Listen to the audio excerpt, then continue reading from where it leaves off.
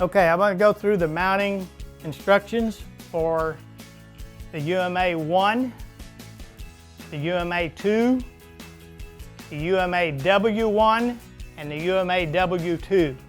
They're different models, but they all mount on the same procedure. So the first thing you would need to do is remove the backrest from the sissy bar.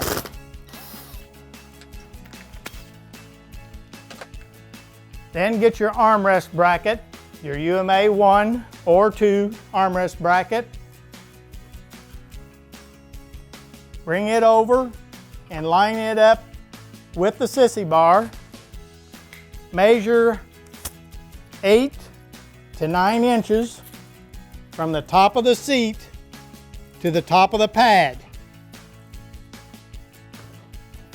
Mark your holes that are already existing in the sissy bar and drill those holes through the bracket. Next, take your armrest bracket and line up the holes in your bracket with the holes that you drilled. Take your screws, hold it back up to the sissy bar.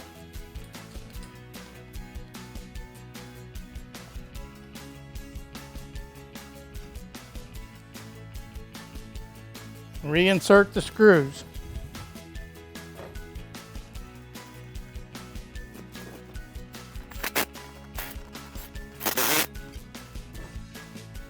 Gives you a good solid mount, sturdy, and you're ready to ride.